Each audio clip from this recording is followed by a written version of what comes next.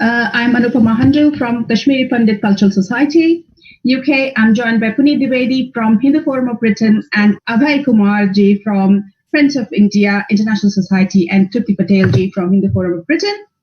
And today our esteemed guest is Sri Ishkaran Singh Bhandari. Before I go on to introduce our guest, let's start with a small prayer. A prayer to Mata Sharda. Om. Om. Om Namaste Sharda Devi Kashmir Purvasini Vaham Prarthaye Nityam Vidyam Danam Ch Dehi Me. We bow to Sharda Devi, whose abode is in Kashmir. We pray to her every day to grant us the boon of wisdom. This is a common prayer in most dharmic households, but for those who don't know, Kashmir is also known as Sharda Desh because it's the seat of goddess Saraswati, also known as Sharda Mata. Sharda Peeth was a world-famous university in Kashmir between 16th and 12th century CE. It had a grand library and a scholarship that was famed around the world from other universities. And as a matter of fact, graduates from other universities used to walk three steps to a Sharda University to mark their quest for higher education. It was here in Sharda University that Sharda Lipi was developed, and it was popularized. Many North Indian languages, including Kashmiri and also Sanskrit, was written in the Sharda script. But Sharda script, unfortunately, is going to be extinct because very few people know how to read and write it. As I said, Sharda Peeth was, and Kashmir was considered as the seat of Ma Sharda, the goddess of learning. Sharda University now lies in ruins in Neelam Valley in Pakistan occupied Kashmir.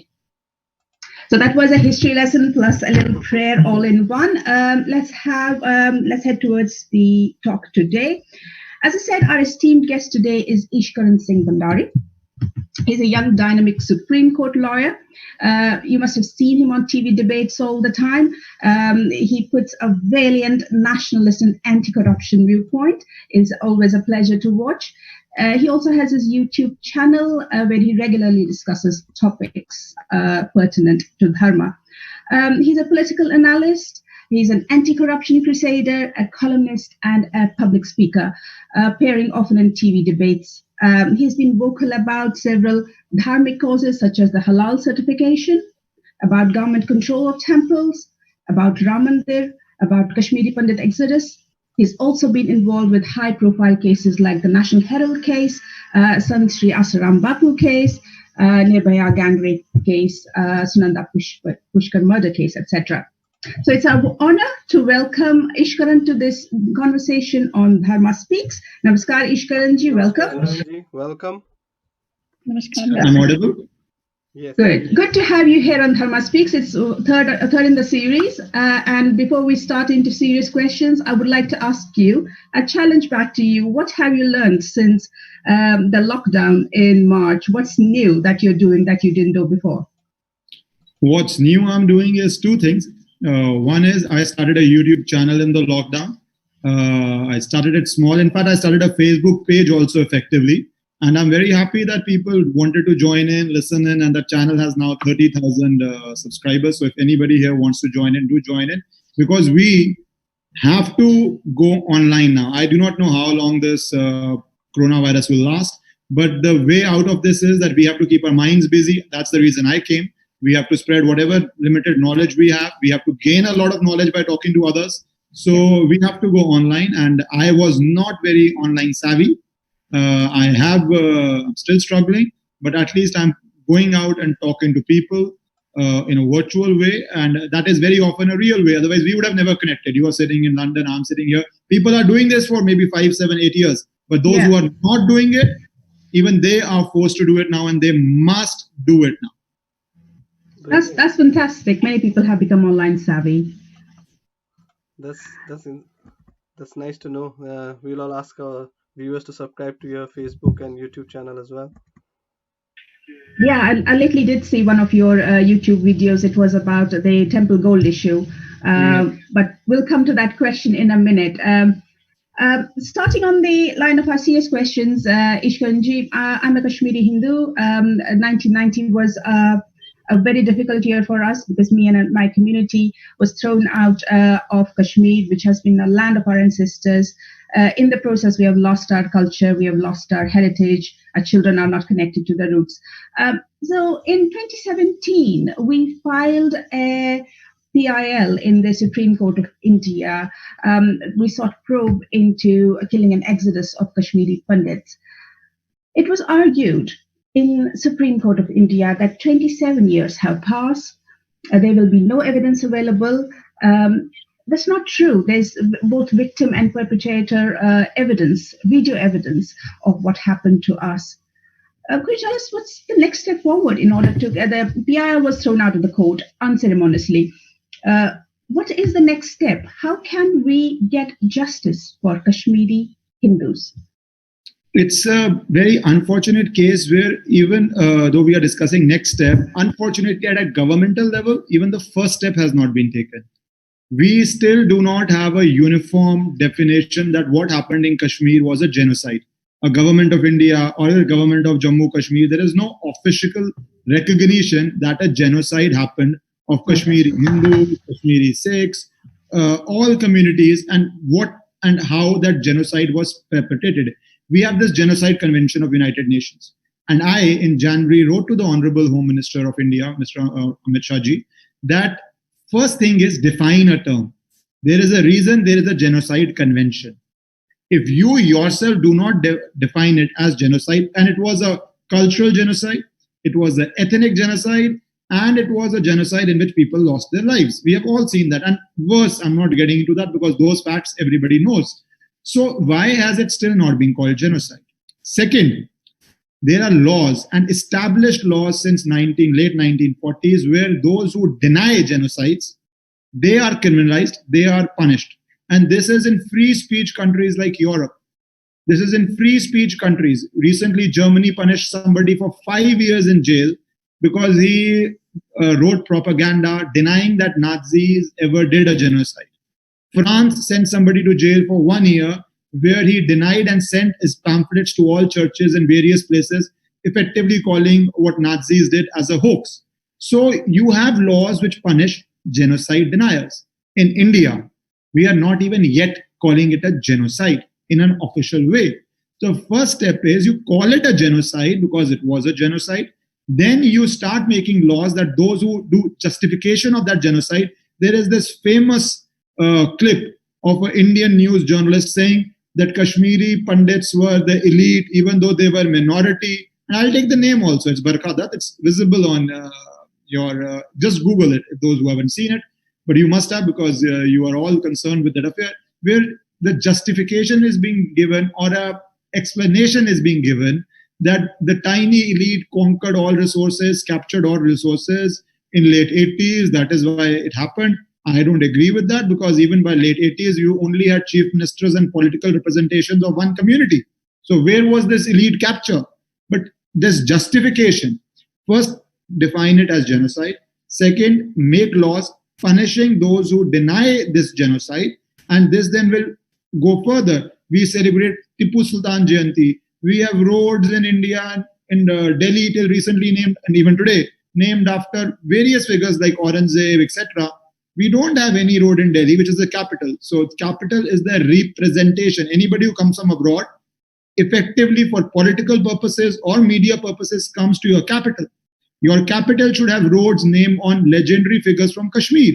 It should have roads on legendary figures from Maharashtra, from Assam, from South India. Why all one dynasty having names, roads, institutions named after it?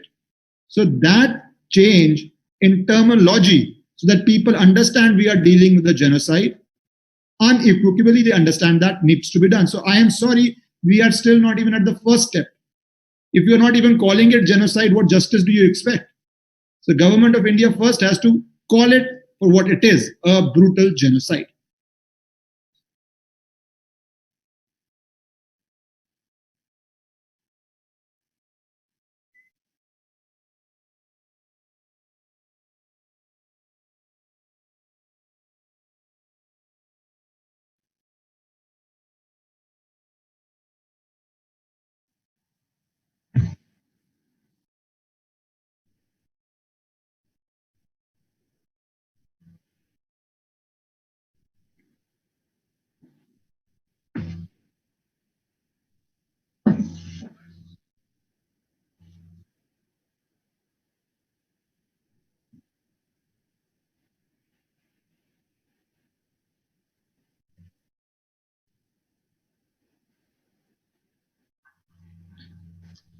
See, what gets covered under a genocide denial law? I'm just giving it a layman terminology. Though, if you want, I can share my letter to the Home Minister. That's the exhaustive document. So, where I give examples of country from Austria to Germany to France to Poland, etc., having laws in which genocide denial is a punishable crime. It's an offense. And European Court of Justice is a generally very pro freedom of speech, has upheld those punishments. So the courts have examined those laws, have punished under those laws. So they are acceptable practice. So there is no dispute that you can have laws like this. Even at European Forum, where the human rights courts are generally very pro free speech. So that same thing, I am trying in India. I wrote to the Honorable Home Minister, but it's a governmental decision, and then lockdown happened, and every normal thing has gone out of the natural progression, and obviously pushed that issue, like some other issues I'm pushing. But in UK, since your specific question is about UK, I do believe the Indian community there, and especially people like you who are on the platform, Anuji, you should write to the government, Scotland, UK. These are local national laws. Put out the data, put it out to the government, ask the government that this be included as a genocide in the definition of genocide. And then the laws of UK, whatever they be, on people who support genocide or propagate genocide, or those who deny it, who deny that Kashmir genocide happened, that should be classified as a hate crime. UK has hate crime laws. So you need to get your definitions in place and then use the law effectively. And that is the long-term solution. Unless we have the right laws and we get into the category, see, world is into categories. If we get into the right category to fit under the right law, only then protection starts coming. Otherwise, it's all very emotional, but it is not very sharp or effective. So you need to get into the right category to get the right protection of law in any Western democracy or Indian democracy. Thank you, Ishkaran. I think we will definitely take this forward, and people like you will definitely motivate other youngsters. Being so young, you're taking so many initiatives.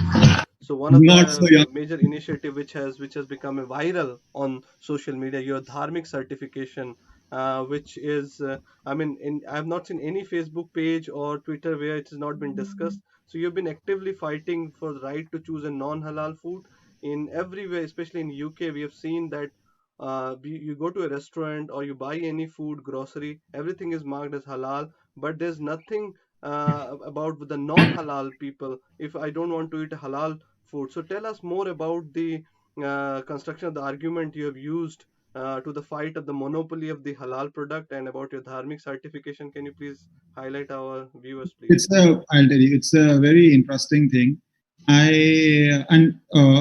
Those who are watching it and want to know more about it can see my YouTube videos because I have given there in depth.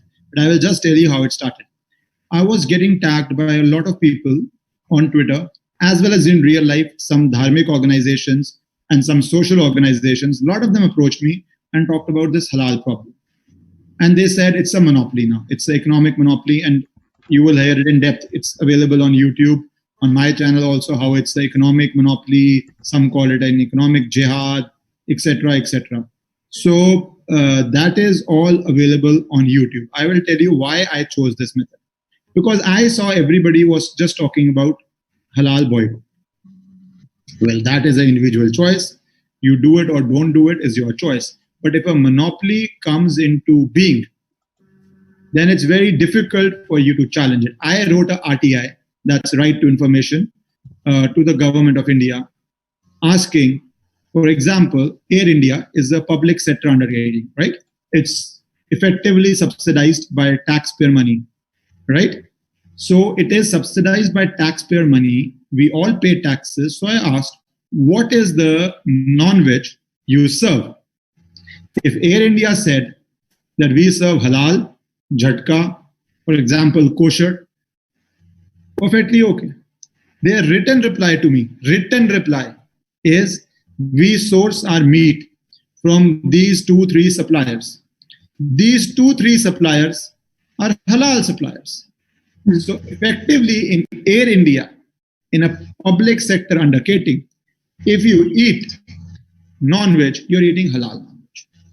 Yeah. So that was something I felt is wrong. I felt that if people have a choice to eat halal, their choice. Same way, others should have their own certificate. Call it dharmic certificate, call it sattvic certificate, nomenclature. We can, once it becomes serious, you can do anything. I said dharmic because it should all encompass. So once you have your own certification in place, then you decide which shop to go. You do not need to boycott anybody because, see, the problem in modern world is you start this halal boycott, lot of quarters, especially UK, they might call you an Islamophobe. Yeah. They might start attacking you back. So you just say it's equality. You are allowed to have halal, right? We are not boycotting you.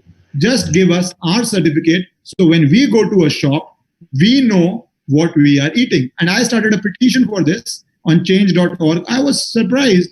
In no time, it had 50,000 signs, then it had 75,000 signs, and now it is reaching 1 lakh signs. So that means, and it's an organic way. It's grew in an organic way. People share it in WhatsApp, Facebook, etc.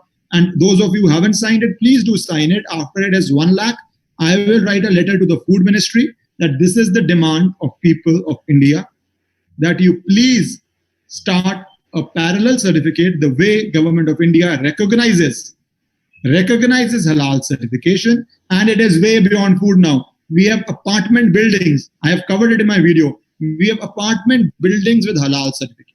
Yeah. Whereas a case I did in Jamshedpur, I helped a fruit seller who had just placed a Bhagwa Jhanda and called his shop a Hindu Fal Dukan, and he had a case registered on him.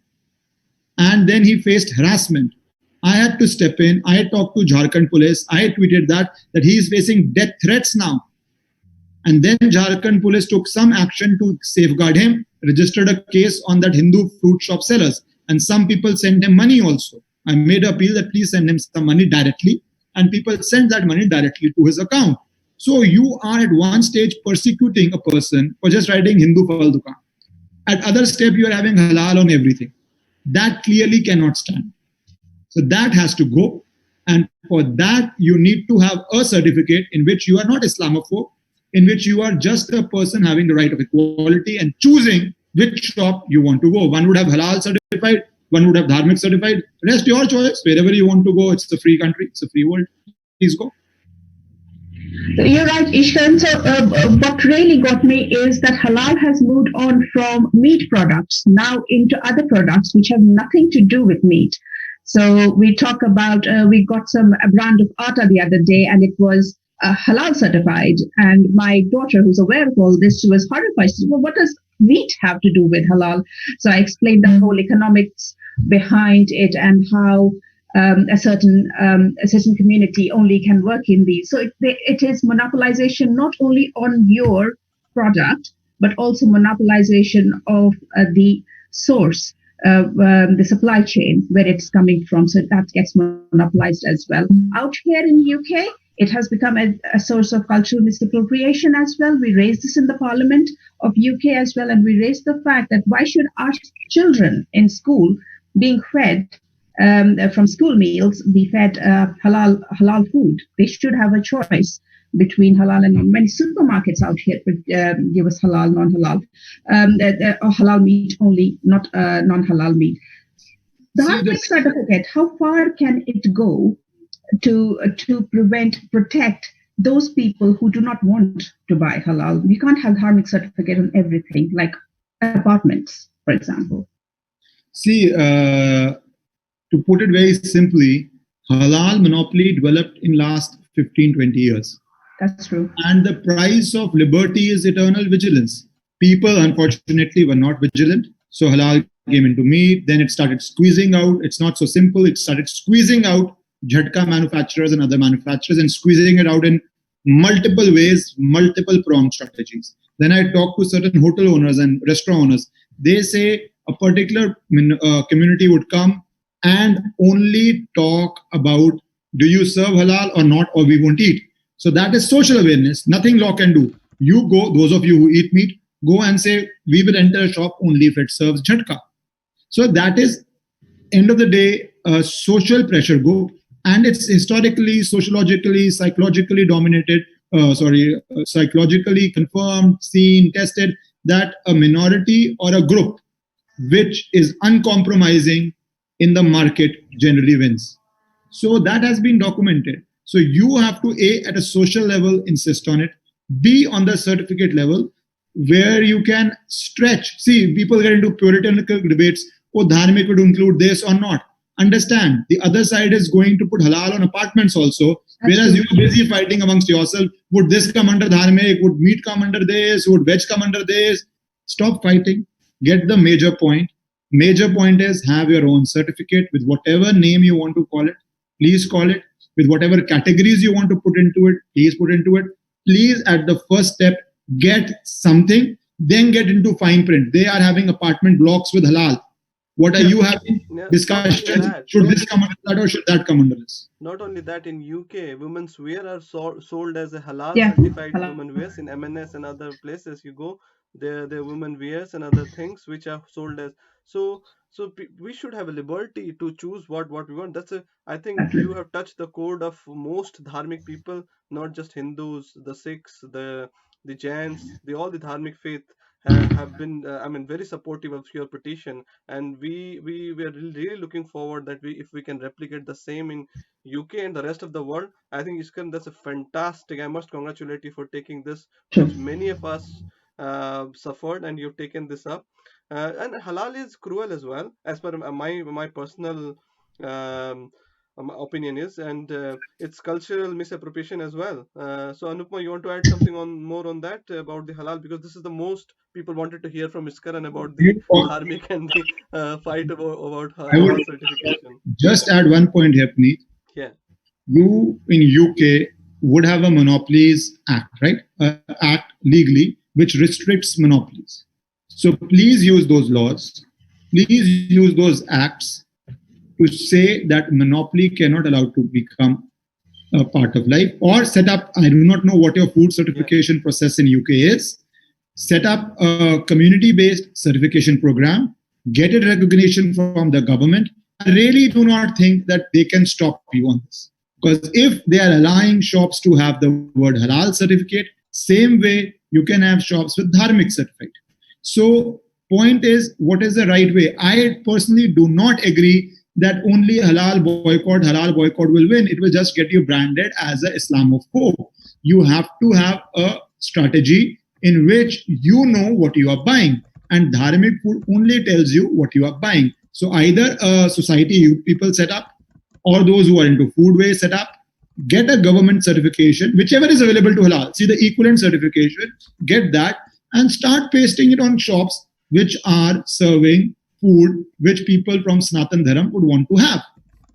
And it's not an insurmountable barrier. I think it's a very reasonably easy barrier to achieve, to have your own certification, at least in UK. India, the politics is going to be lot messier because there is economic monopoly now on it. People from certain communities who used to do meat work have been squeezed out. Sikhs have been squeezed out. Khatiks have been squeezed out. A lot of communities have been squeezed out. So in UK, whatever the position, get into it right now. Otherwise, 2 years down the line, it will become tougher in 2 years? Every day it becomes tougher. So get into your certification business right now. Thank you, Ishkaran. We'll definitely look forward to it and your guidance as well to take this forward. Thank you, Ishkaran.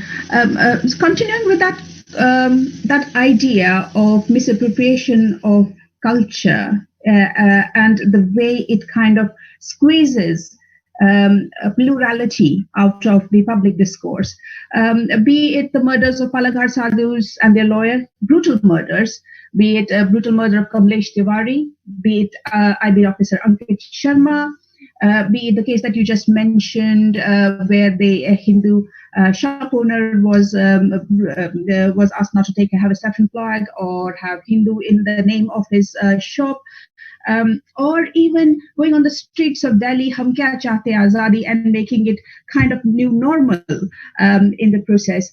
People might think these are all separate issues, but we Kashmiri Hindus know there's a pattern to this.